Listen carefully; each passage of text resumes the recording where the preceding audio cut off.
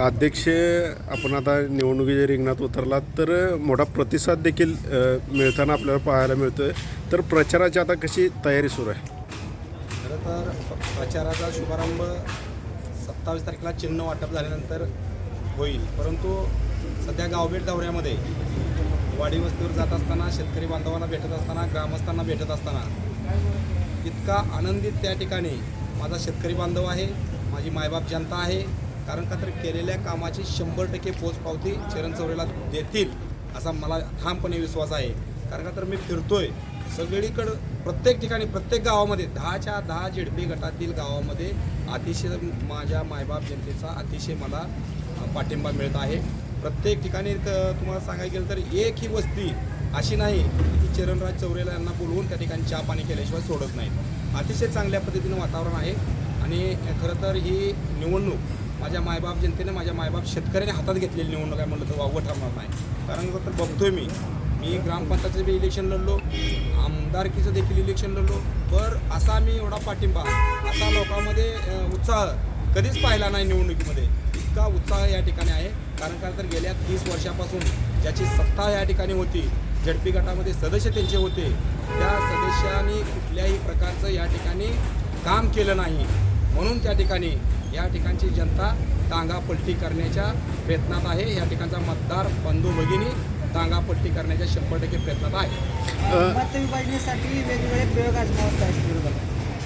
खरं तर मी पाहिलं की AI सिस्टीमवर काहीतरी ती व्हिडिओ बनवले जातात. या ठिकाणी खोटं सांगत नाही तुम्हाला, या ठिकाणी चरणराज चौरे यांची बदनामी करण्यासाठी, उमेश पाटीलची बदनामी करण्यासाठी, राजाभाऊ खरे यांची बदनामी करण्यासाठी, विजयराज दादा डोंगरे यांची बदनामी करण्यासाठी अनेक त्या ठिकाणी षडयंत्र आखलेले आहेत. तुम्हाला अनेक या ठिकाणी पाहायला मिळेल. परंतु ती खोटी आणि डुप्लिकेट आणि माणसंही खोटी आणि ती व्हिडिओ खोटा, अशा पद्धतीचं मी आवाहन करतोय. त्या ठिकाणी रेकॉर्डिंग व्हायरल होतील, कशाही पद्धतीनं त्या AI सिस्टीमवर काही केलं जातं आपण पाहतोय. खरं तर काय व्हिडिओ बघून मला हसू आलं, परंतु आम्ही त्याच्यावर कुठलीही टीका करणार नाही. आम्ही जनतेत जातोय, ग्रामस्थांना रस्ता देण्यासाठी जनतेत जातोय, DP देण्यासाठी जनतेत जातोय, त्यांच्या आरोग्याचे प्रश्न सोडवण्यासाठी, त्यांचे पाण्याचे प्रश्न सोडवण्यासाठी. आम्ही कुठलीही त्यांच्यावर टीका टिप्पणी करणारी आम्ही माणसं नाही. विकासाच्या मुद्द्यावर लढतोय. केलेल्या विकासाचं मूल, जो रस्ते केले ते, जो विकास केला आहे, ज्यांना DP दिला आहे, त्यांनी मला मतपेटीतून मला दान करावा, एवढीच मी त्या ठिकाणी आवाहन करतो. आपल्या मताचं विभाजन होण्यासाठी अनेक उमेदवार रिंगणात उतरवले जात आहेत. 100% त्या ठिकाणी उमेदवार उतरवले जात आहेत हे मला देखील माहिती आहे, मला देखील कल्पना आहे. परंतु मंगळवारी अर्ज काढण्याचा लास्ट दिवस आहे आणि मंगळवारनंतर त्या गोष्टीवर मी त्याचं उत्तर तुम्हाला देईन. अध्यक्ष, या ठिकाणी आपण जर पाहिलं तर पाठीमागच्या निवडणुका ह्या वैयक्तिक टीका टिप्पणीवर गेल्या. आता ही निवडणूक वैयक्तिक टीका टिप्पणीवर येऊ शकते. तशी टीका देखील आता आपल्यावर होऊ शकते. टीका करणं हा त्यांचा धर्म आहे, काम करणं हा आमचा धर्म आहे. आम्ही जनतेसमोर जातोय केलेल्या विकास कामावर. टीका करून काय मिळणार आहे? टीका करून किती दिवस तुम्हाला लोकांना जसं 30 वर्ष ह्या माझ्या मायबाप जनतेला, शेतकऱ्याला फसवलं, आणखीन मी तुम्हाला फसवायचंच आहे का? आणि ही मायबाप जनता 100% फसणार नाही. गेल्या 30 वर्षामध्ये आंगरकरांना पंचायत समितीचे सभापती त्यांचा, पंचायत समिती सदस्य त्यांचा, जिल्हा परिषद सदस्य त्यांचा, या ठिकाणी त्यांच्या पोटात कावळं ओरडायला लागलेलं आहेत की या ठिकाणचा एक शेतकऱ्याचा पोरगा ह्या जिल्हा परिषदमध्ये जाऊ नये, यासाठी त्यांचा काटोकट प्रयत्न चालू आहे. मी तुम्हाला सांगतोच काय, आणखीन डुप्लिकेट एकमेकाला शिव्या घातलेल्या सुद्धा आमच्यात आमची भांडणं लावण्यासाठी त्या ठिकाणी रेकॉर्डिंग व्हायरल होतील. आणखीन त्या ठिकाणी कुठलेही व्हिडिओ व्हायरल होतील. तुम्ही पाहिलं असेल की चरणराज चौरे यांच्यावर चन्नाची केस आहे म्हणून सांगितलं. या ठिकाणी मी बघतोय, तुम्ही बघितलं असेल की माझ्या गाडीमध्ये पत्र आहे SP ऑफिसचं की माझ्यावर कसला कुठलाही गुन्हा दाखल नाही. माझ्यावर कुठलाही गुन्हा दाखल असेल तर मी त्यावेळेस आवाहन केलं की माझी निवडणुकीमधून माघार दावाय पाहिजे होता ना. आरोप कोणी केलं? समोरच्या उमेदवारांना.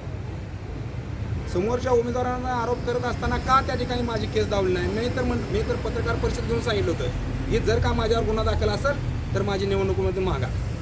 तसा कुठलाही गुन्हा माझ्यावर नाही. म्हणजे या ठिकाणी शिंतोडं उन्हाळण्याचं काम त्या ठिकाणी त्यांचं आहे. परंतु मी एक सांगतो की मी फसवणारा माणूस नाही, मी कुणावर टीका करणार म्हणून ज्या वेळेस त्यांची टीका होईल त्याला उत्तर देण्याचं मी काम करेन. मी टीका करणारी माझी अवलाद नाही. मी कधीही तुम्ही बघा, ज्यावेळेस मोरणं मला त्या ठिकाणी टीका होते त्यावेळेस चरणराज चौरे त्या ठिकाणी उत्तर देतो. आपल्या मतदारसंघात शेतकऱ्याकडून असं म्हटलं जातं की एक कॉल आणि चरण चौरे करून मॅटर सॉल्व, म्हणजे लोकांच्या आड्या अडचणी सोडवताना आपण दिसतात, त्याबद्दल काय सांगा? खरं तर गेल्या 4 वर्षापासून महाराष्ट्राचे मुख्यमंत्री एकनाथ शिंदे साहेब झाले तेव्हापासून ह्या ठिकाणी मी सातत्यानं तालुक्यातील म्हणतो, झडपी गटापुरतं नाही, तालुक्यात जवळजवळ 150 ते पावणे 200 DP मी त्या ठिकाणी जळल्याला देण्याचं काम केलं. जवळजवळ नवीन DP 70 ते 75 DP नवीन देण्याचं काम तालुक्यामध्ये केलं. तुम्ही जावा डोक बाबळगावला, जावा तुम्ही ते रामलिंगणीला, तुम्ही जावा नांदगावला. ती काय माझ्या झडपी गटातली गाव नाही, माझे सरपंच आहेत, माझे पदाधिकारी आहेत, माझ्या जीवाला जीव देणारे माझे बांधव आहेत. ते त्यांना सुद्धा त्या ठिकाणी आपण विकास निधीच्या माध्यमातून DP देण्याचं काम केलं, रस्ते देण्याचं काम केलं. मला एकच सांगा, तुम्ही 30 वर्ष एक जळलेला DP तुम्ही कधी दिला का कोणाला फुकट? या ठिकाणी चरणराज चौरे त्या ठिकाणी तुम्ही पाहत असाल 10 रुपये सुद्धा त्या ठिकाणी घेतलं जात नाहीत. माझ्या शेतकरी बांधवाला DP मिळतो. मग तुम्ही का केलं नाही? माझा शेतकरी बांधव, या हवेच्या अलीकडचा शेतकरी बांधव असेल, नागरिक असेल, हा त्या ठिकाणी DP जळल्यापासून त्याचं धान जळलं पाहिजे, त्याचा ऊस जळला पाहिजे, त्याचं टमाटे जळली पाहिजे, त्याचा कांदा जळला पाहिजे. तिथला शेतकरी सुधारला न पाहिजे, तिथला शेतकरी गाठला पाहिजे. त्याला रस्ता दिला नाही तुम्ही. अहो तुम्ही आज त्या ठिकाणी पाहत असाल, तुम्ही पेनूर जावा, पाटकूर जावा, टाकळी जावा, औंढी जावा, वरकुट जावा आणि शेजबाबळगाव जावा, कुठल्याही मतदारसंघामध्ये जावा, चरणराज चौरे त्या ठिकाणी काय ना काय त्या शेतकरी बांधवासाठी, मतदार बंधू भगिनींसाठी काय तर काम घेऊन गेला. त्यांनी काय काम केले मला तुम्ही सांगा. त्या कामासाठी त्या छत्रपती शिवाजी महाराजाच्या साक्षीने सांगतो, काय काम केले त्यांनी समोर बसावा आणि मला समोर बोलवावा. मी बी कामं केलेला अल्बम ओळखतो, त्यांनी बी कामं केलेला अल्बम ठेवा.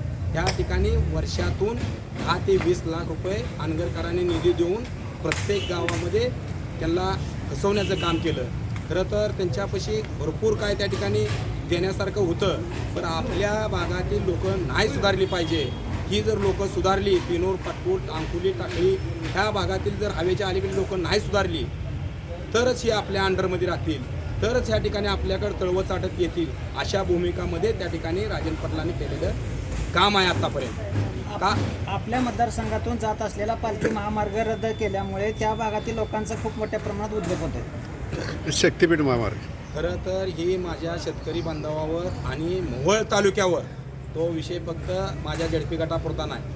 नरखेड असेल, नरखेडच्या त्या टोकापासून कुळूजच्या आपल्या म्हणजे टाकळीची हद्द सोडवतो, कुळूजमधनं देखील या ठिकाणी ह्या मोहोळ तालुक्यावर केलेला अन्याय आहे. मला एक सांगा, ज्या वेळेस राजन पाटील साहेबांचा प्रवेश होतो त्यावेळेसच रस्ता कॅन्सल का होतो?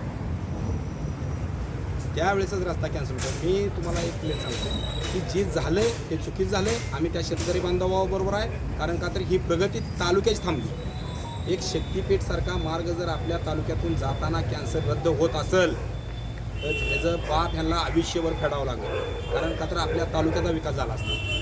तालुक्यामधून एक जर शक्तिपीठासारखा मार्ग गेला तर ह्या भागाच्या शेतकऱ्यांना अतिशय फायदा झाला असता.